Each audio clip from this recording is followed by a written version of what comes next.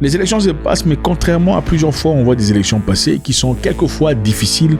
Ici, beaucoup ont réagi. Il y a les organes africains qui se sont exprimés.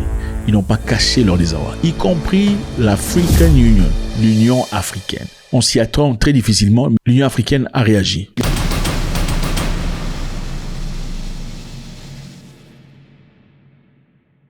Vous êtes-vous déjà demandé de savoir pourquoi les élections en Afrique ne sont jamais paisibles, jamais calmes, à moins que vous ne vous retrouviez dans quelques pays où l'armée est trop forte, le gouvernement a beaucoup trop de pouvoir. Les élections sont calmes, mais elles sont justes et correctes. Difficile de trouver des élections calmes et correctes à la fois en Afrique. À part l'Afrique du Sud, le Botswana, la Namibie, il n'y en a pas plus de 5 en tout cas. C'est très difficile. Où les élections sont correctes et paisibles. Pour la plupart des cas, c'est difficile. C'est la peine, la misère, la galère, les tueries, les pleurs.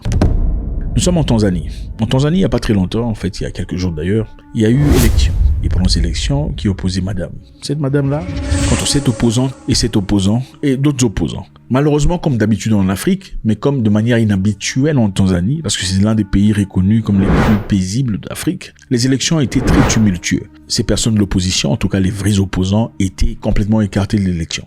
Parmi eux, il y avait certains qui ont été arrêtés, jetés en prison pendant les moments de l'élection. Évidemment, on se pose la question de savoir c'était pour quel objectif. Quand vous arrêtez l'opposition juste au moment des élections, c'est pour faire quoi? C'est pour que vous passiez seul comme candidat. Évidemment, même si une personne désirait voter la personne que vous avez jetée en prison, puisqu'elle est en prison et qu'elle n'est pas éligible, elle sera peut-être obligée de vous voter vous et rester au pouvoir. Alors, il y a eu beaucoup d'accusations par rapport au gouvernement tanzanien, par rapport en ce qui concerne ces élections. Je pense qu'il y a une leçon très intéressante à suivre ici, dans cette histoire.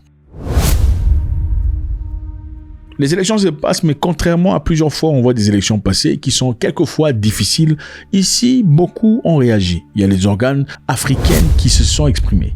Ils n'ont pas caché leur désarroi, y compris l'African Union, l'Union africaine. On s'y attend très difficilement, mais l'Union africaine a réagi. Les élections générales d'octobre 2025 en Tanzanie ont été largement critiquées de ne pas avoir respecté les normes démocratiques. Plusieurs missions d'observation ayant signalé des graves irrégularités. Alors l'Union africaine a dit quoi? L'Union africaine a déclaré que les élections n'étaient pas conformes aux principes démocratiques relevants. Bourrage d'urnes, coupure d'internet, enlèvement à motivation politique, usage excessif de la force militaire pendant les scrutins. On se dit d'abord, coupure d'internet. Pourquoi on coupe internet dans un pays qu'on se respecte? Avez-vous déjà vu ça aux États-Unis d'Amérique? On a coupé internet parce qu'il y a élection. En France, en Belgique, en Allemagne, au Danemark, on n'en voit pas. C'est généralement dans des républiques bananières que ça se passe. Pourquoi? Parce qu'on est en incapacité de gérer la tendance des personnes. Comment on justifie ça? On le justifie sous prétexte que les gens, le crime organisé, s'organisaient à travers Internet pour faire des choses complètement pas catholiques, n'est-ce pas? C'est une raison qui pourrait être acceptable.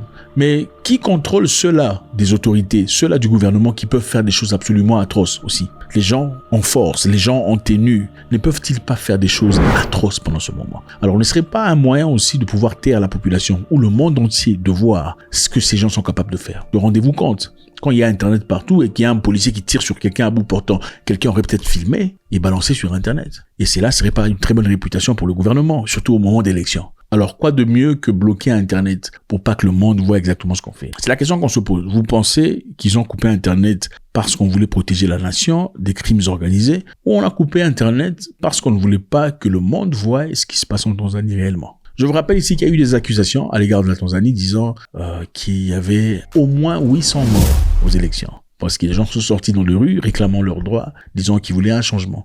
Le gouvernement l'a contré en disant qu'il n'y avait pas 800 morts du tout, c'est de la propagande, il y avait des problèmes ici et là, mais c'était pas une réalité vraie. La Tanzanie est un très beau pays, si vous n'avez jamais été, je vous encourage d'y aller. C'est merveilleux, c'est un pays paisible, calme, c'est beau, toujours un beau soleil, la très bonne humeur, vous n'entendrez jamais quelqu'un insulter quelqu'un, jamais, ça c'est votre mentalité à vous. Jamais vous n'entendrez quelqu'un en train d'insulter une autre personne. Ce sont des gens très agréables, très polis, c'est une mentalité liée à la tradition de respect et c'est merveilleux. Le SADC, regardez le SADC, l'union de ces pays, a aussi critiqué la Tanzanie. Ils ont signalé des intimidations, la disqualification des leaders de l'opposition et la censure des médias. Disqualification, intimidation, censure des médias. Rendez-vous compte que quand Madame la Présidente a prêté serment, elle aurait prêté serment dans un camp militaire. Voilà ce qu'on dit. Ce n'est pas confirmé. On dit que c'est un lieu de marche militaire, mais ce n'est pas un baraque, mais c'est un peu, il y a beaucoup de confusion autour de ça. Mais ce qui est intéressant, c'est de voir quand elle a prêté serment, en tout cas après, il n'y avait que 3 présidents africains en présence. 3 présidents africains. Généralement, en Afrique, quand on fait des élections, il y a beaucoup de présidents qui se présentent. Il y a avec le président burundais, le président soudanais, Sud-Soudan et le président somalien. Pourquoi ça? En tout cas, en attendant, le SADC a critiqué la Tanzanie. Le ministre des Affaires étrangères Mahmoud Tabi Kombo a rejeté les critiques qualifiant d'ingérence étrangère. Les Africains sont en train de s'ingérer dans les histoires de l'Afrique. Voilà ce qu'ils ont dit. Le Zimbabwe n'est pas un pays très respecté en Afrique, croyez-moi. Mais le Zimbabwe a fait une réaction. Le vice-président zimbabwéen Constantino Chiwenga a dit se préoccuper, qualifiant la situation de troublante et exhortant la Tanzanie à préserver son héritage de leader de mouvement de libération africaine. Troublante! Ça, c'est le Zimbabwe qui dit. L'opposition a dit qu'il y avait 700 morts, que 700 personnes auraient été exécutées. Pendant que le gouvernement dit que c'est pas vrai, il y a simplement 3 personnes qui ont été... Ce sont des histoires par couche ici et là, c'était pas répondu partout. En tout cas, c'est bien triste de voir ça, un climat de peur en Tanzanie, un pays que je respecte, un pays paisible. Moi, je le classifie à côté du Ghana, du Sénégal. Ce sont 2 pays de paix et de calme. Il y a aussi une histoire intéressante, évidemment, avant de finir. En Tanzanie, comme dans beaucoup de pays en Afrique, il y a le bon et le mal. Parmi le mal, il y a aussi l'histoire d'albinisme. Les albinos en Tanzanie sont généralement maltraités. Ouais, ils sont généralement tués et si pas tués, en tout cas on prend des parties de leur corps dont on pense posséder de pouvoirs magiques qu'on pourrait utiliser pour le succès, l'argent, pour gagner les élections politiques et tout le bazar. Donc généralement pendant les moments des élections, pendant les campagnes électorales, il y a beaucoup d'albinos qui sont tués. Il y a par exemple le cas de cette dame qu'on appelle Mariam, que je connais personnellement, qui s'est exprimée aussi publiquement récemment en disant, elle dit la première chose qui me vient à l'esprit pendant les élections, c'est la peur. La peur pourquoi? Parce qu'elle a été victime dans le passé. Elle dit, je sais que les meurtres des personnes atteintes d'albinisme se produisent surtout pendant des périodes électorales en Tanzanie, lorsque les croyances liées à la sorcellerie s'intensifient. C'est pourquoi je ne me précipite pas aux campagnes, j'ai tellement peur. L'albinisme, qui touche environ 30 000 personnes en Tanzanie, est une maladie génétique rare qui réduit la production de la mélanine, le pigment responsable de la couleur de peau, des yeux et des cheveux. Donc, la raison pour laquelle vous avez une peau noire, si vous en avez de noir, c'est parce que vous avez la mélanine un peu en excès, ou vous en avez au degré qu'il faut. Le moins vous avez de mélanine, le plus votre peau devient pâle. Alors, comme je le disais, les superstitions ont fait des personnes atteintes de l'albinisme des cibles de violence. La fausse croyance selon laquelle les parties du corps des personnes albinos apporteraient richesse, chance, succès politique et tout le bazar. Donc, comme les Noirs en général aiment trop le succès et la politique et l'argent sans nécessairement faire l'école, ou après avoir fait l'école, mais on croit, parce qu'il y a des gens qui font l'école, qui croient toujours aux choses qui sont... Enfin bref, on ne peut pas faire de discussion en ce qui concerne la croyance, parce que chacun, selon son niveau d'intellectualisme, a aussi une croyance. Il y a des gens très intelligents qui croient à des trucs que vous trouvez complètement banals. Il y a des gens docteurs en je sais pas quoi, mais qui sont peut-être taoïstes. Et vous, qu'est-ce que vous pensez du taoïsme? Vous voyez comment vous les jugez. L'inverse est aussi valable, c'est-à-dire une personne taoïste ou bouddhiste, vous penserez, vous, chrétien, absolument absurde, avec votre diplôme de doctorat. Alors Mariam, son cas était brutal en 2008.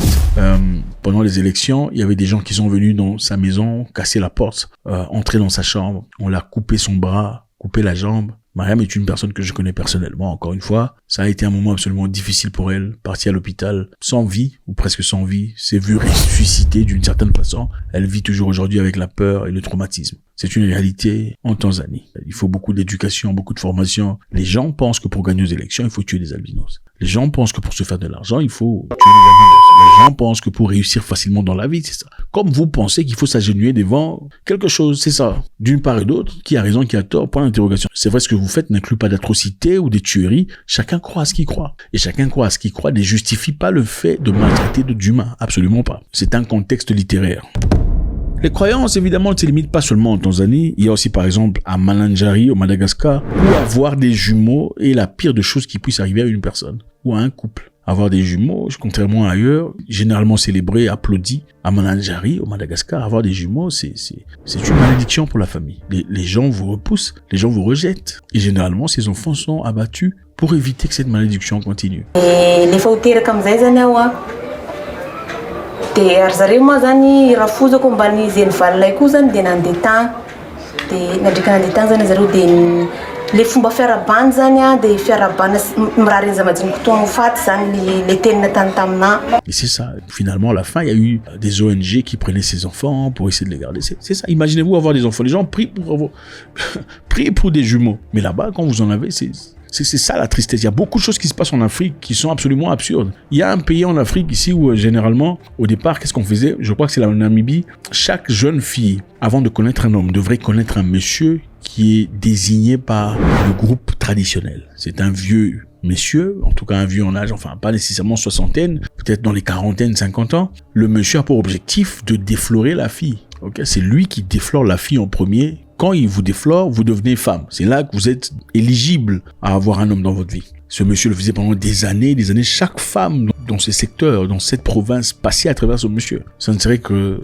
quelques années plus tard, après avoir conduit des tests de sang et tout le bazar, à travers une ONG, qu'on découvrira que monsieur est en effet positif de quoi. Vous savez, évidemment, ces histoires-là ne se font pas protéger. Ça se fait comme ça. Il faut la peau. C'est ça, il y a beaucoup de choses qui se font en Afrique qui, voilà. Et c'est pas pour dire que toutes les traditions sont mauvaises, c'est pour simplement dire que il faut évaluer tradition par tradition et voir quelle est sa valeur aujourd'hui. Certaines traditions n'ont plus leur place. Mais d'autres traditions, évidemment, il faut les perpétuer. Des traditions de paix qui n'affectent personne sur le plan émotionnel, sur le plan physique, et tout le bazar. Il y a beaucoup de traditions qui sont absolument bizarres. Par exemple, la tradition où, dans certains endroits, quand la femme perd son mari, la famille du mari vient dans la maison, la femme prend tout, il pille tout ce qu'il y a dans la maison, télévision, chaussures, pantalons, cuisine, compte bancaire, ils prennent tout, téléphone. Ce sont des choses qui se font jusqu'à aujourd'hui et aucune personne ne peut s'interposer disant voilà, écoutez, moi il y a une membre de ma famille qui a été sujet à ce genre d'histoire. Après avoir perdu son mari, elle est restée avec les enfants,